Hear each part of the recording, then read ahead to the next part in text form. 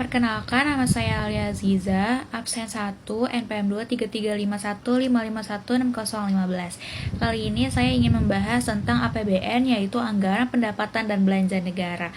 Mungkin udah sering kita dengar nih tentang APBN di berita dan lain-lain, tetapi kalian tahu nggak sih sebenarnya apa itu APBN? Kenapa penting dan bagaimana APBN itu bisa mempengaruhi kehidupan kita sehari-hari? Yuk kita bahas satu persatu.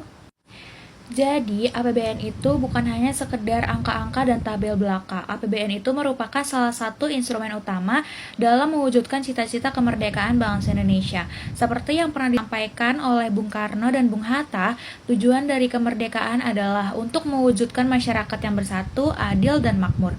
Maka dari itu, pengelola keuangan negara, termasuk APBN, adalah bentuk nyata dari tanggung jawab negara dalam menyejahterakan rakyatnya. APBN juga mencerminkan hubungan kontraktual antara rakyat dan pemerintah. Pemerintah sebagai pelaksana dan DPR sebagai wakil rakyat menyusun dan menyetujui APBN setiap tahunnya. Ini adalah bentuk akuntabilitas publik di mana pemerintah bertanggung jawab untuk menggunakan uang rakyat dengan cara yang transparan dan bermanfaat sebesar-besarnya bagi kemakmuran rakyat. Hal ini ditegaskan pada pasal 23 Undang-Undang Dasar 1945 bahwa APBN ditetapkan dengan undang-undang dan dilaksanakan secara terbuka dan bertanggung jawab. Secara yuridis, APBN didefinisikan dalam Undang-Undang Nomor 17 Tahun 2003 sebagai rencana keuangan tahunan pemerintahan negara yang disetujui oleh DPR. Ini mencakup anggaran pokok, perubahan anggaran keada, serta laporan pertanggungjawabannya. Tahun anggaran sendiri dimulai setiap 1 Januari dan berakhir pada 31 Desember. Lalu, apa saja ya fungsi dari APBN? Menurut Undang-Undang Nomor 17 Tahun 2003, ada 6 fungsi utama dari APBN. Yang pertama yaitu fungsi otoritasi. APBN menjadi dasar hukum untuk pemerintah melakukan kegiatan penerimaan dan pengeluaran negara. Yang kedua yaitu fungsi perencanaan. APBN menjadi pedoman dalam merencanakan aktivitas pembangunan. Yang ketiga yaitu fungsi pengawasan. DPR dan publik dapat menilai apakah pelaksanaan anggaran sesuai dengan rencana. Yang keempat yaitu fungsi alokasi untuk mengurangi pengangguran, pemborosan, dan mendorong efisiensi ekonomi. Yang kelima yaitu fungsi distribusi. APBN memperhatikan rasa keadilan sosial dalam pembagian sumber daya. Dan yang terakhir, yang keenam yaitu fungsi stabilisasi.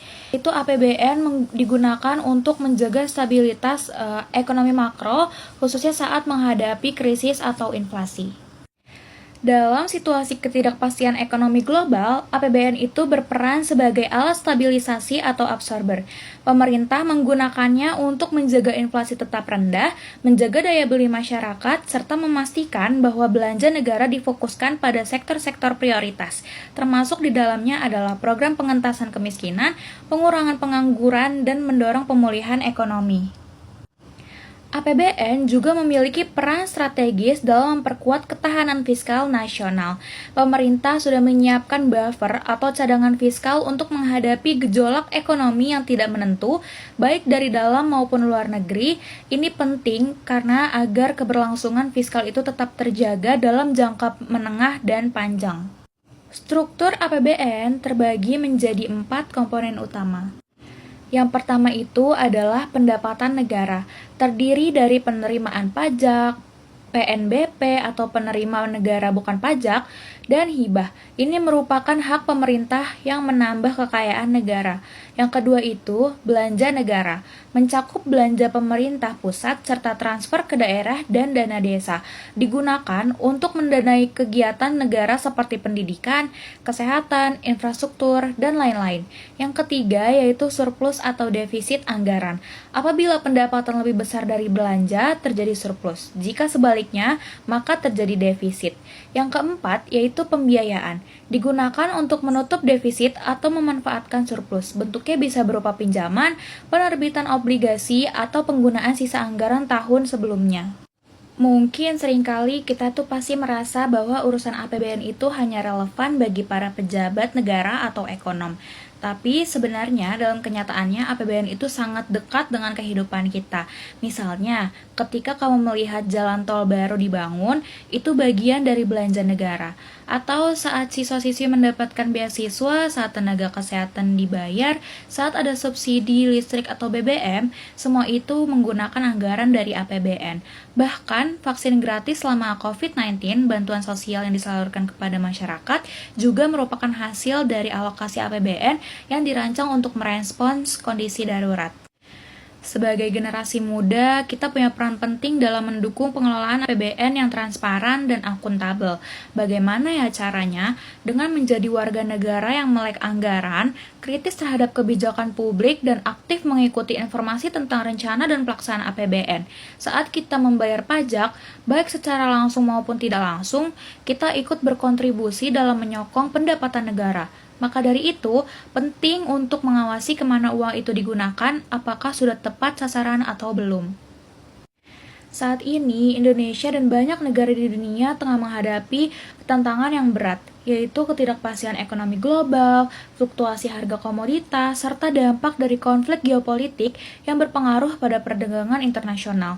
Dalam situasi seperti ini, APBN harus didesain sefleksibel mungkin namun tetap disiplin sehingga dapat mengatasi tekanan tanpa mengorbankan pembangunan jangka panjang. Pemerintah harus bisa menjaga defisit tetap terkendali, tetapi tetap mampu mendanai sektor-sektor prioritas seperti pendidikan, kesehatan, dan pembangunan infrastruktur. Generasi muda itu sebenarnya sangat berkepentingan loh terhadap isi dan arah dari APBN. Kenapa? Karena yang paling terdampak oleh kebijakan hari ini adalah kita, anak-anak muda yang akan hidup dan bekerja dalam masa depan yang dibentuk dari anggaran hari ini. Misalnya, ketika APBN memprioritaskan anggaran untuk pendidikan, itu bukan cuma soal membangun sekolah atau menaikkan gaji guru, tetapi juga tentang membuka akses bagi pelajar dari daerah tertinggal, tentang memberikan beasiswa untuk anak muda yang punya potensi besar, tentang membangun kualitas SDM Indonesia ke depan. Dan kita semua yang masih dalam usia produktif adalah bagian dari target utama dari kebijakan ini. Namun, sayangnya masih banyak sekali anak muda yang merasa jauh dari isu APBN. Padahal, kalau kita peduli sama masa depan seperti dari harga bahan pokok, lapangan kerja, hingga subsidi kuliah, semuanya itu bersumber dari arah belanja negara.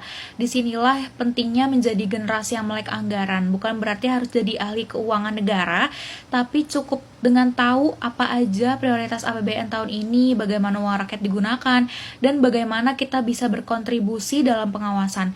Contoh sederhananya seperti tahu bahwa anggaran pendidikan itu minimal 20% dari APBN. Kalau kamu lihat sektor itu diabaikan, kamu itu punya hak untuk bertanya, bahkan menyuarakannya lewat media sosial atau forum publik. APBN itu bukan cuma tentang anggaran tahun ini, tetapi juga tentang masa depan. Kebijakan fiskal hari ini akan menentukan arah pembangunan 5, 10, bahkan 20 tahun ke depan. Jadi kalau kamu peduli tentang masa depan Indonesia, entah itu ekonomi, pendidikan, atau keadilan sosial, kamu perlu peduli APBN. Kita punya suara, kita punya akses, dan kita punya semangat. Jadilah generasi yang bukan cuma melek digital, tetapi juga melek anggaran. Sekiranya segitu saja pembahasan dari saya tentang APBN. Mohon maaf jika ada kesalahan kata, semoga bermanfaat.